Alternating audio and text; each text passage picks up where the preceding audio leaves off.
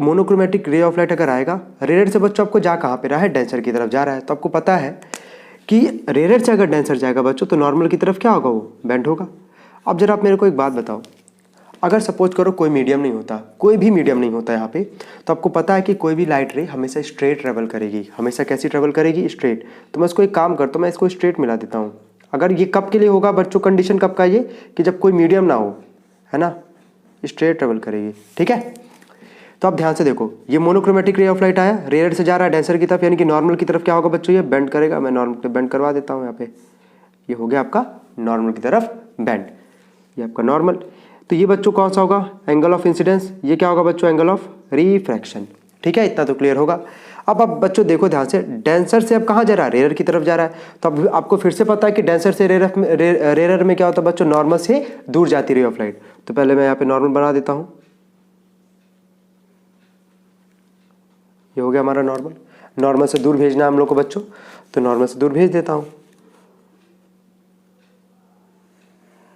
ठीक है, भेज दिया यहाँ पे। तो ये बच्चों ध्यान से देखो, यहाँ जो रे ऑफ लाइट बच्चों यहाँ से जो जा रहा है, ये आपका डेंसर से किधर जा रहा है, रेयर की तरफ जा रहा है।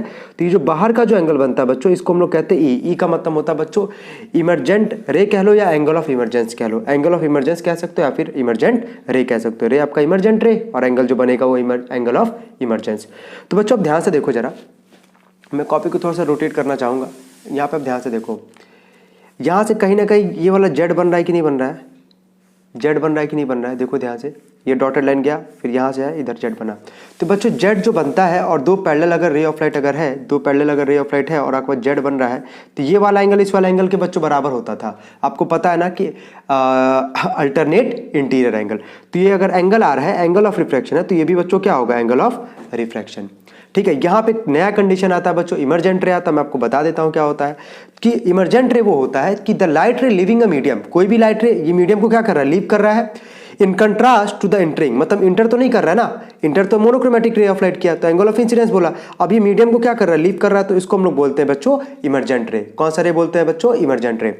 अब देखो होता क्या है, अगर यहाँ पे कोई मीडियम नहीं होता, मान लेते कोई मीडियम नहीं होता बच्चों, तो लाइट रे कैसा ट्रेवल करता बच्चों, स्ट्रेट ट्रेवल करता।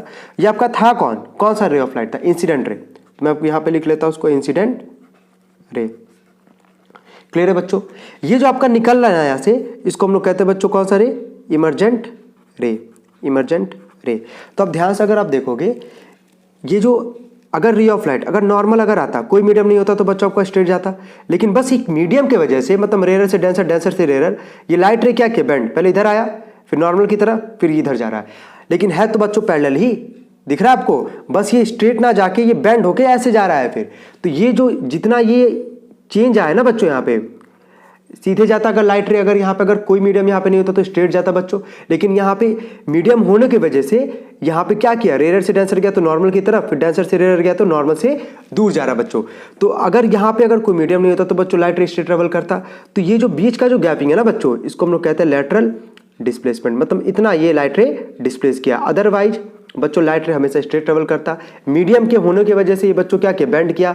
तो इस जो इतना जो गैपिंग आ रहा है ना, इतना जो गैपिंग आ रहा है, इसी को हम लोग बोलते हैं लेटरल डिस्प्लेसमेंट। अब जरा पढ़ते हैं definition. When a light ray passes through a glass slab, हाँ पास कर रहा है। Then the emergent ray parallel, ये इमरजेंट रे है बच्चों और ये इंसिडेंट रे, ये दोनों कैसे हैं, पैरेलल है, पैरेलल है। Produced forward but laterally displaced from it, मतलब आगे की तरफ तो बढ़ रहा है बट लेकिन लेटरली क्या हुआ, इसमें डिस्प्लेसमेंट हुआ। बढ़ तो आगे रहा बच्चों, देखो लाइट रे जा तो रहा है इधर, लेकिन ये क्या हुआ, ये हल्का सा डिस्प्लेस हो गया, हल्का सा डिस्प्लेस हो गया। तो बच्चों मुझे लगता है आपका टॉपिक क्लियर हो गया होगा। बस आपको ध्यान रखना है कि लेटरल डिस्प्लेसमेंट का यहाँ पे मतलब क्या रोल प्ले किसका होगा, मोनोक्रोमेटिक रे ऑफ लाइट का, यानी कि सिंगल कलर की लाइट, रेयर से डेंसर नॉर्मल की तरफ, डेंसर से नॉर्मल से दूर। ये जो बाहर जो मीडियम बच्चों बाहर जो रे ऑफ लाइट निकलता है उसको हम लोग कहते हैं इमरजेंट रे या फिर एंगल ऑफ इमरजेंस।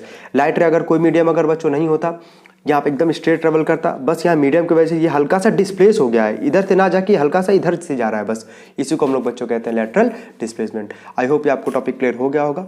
तो हम लोग मिलते हैं नेक्स्ट वीडियो में, तब तक आप लोग मेहनत करके पढ़ाई करो और गुड लक।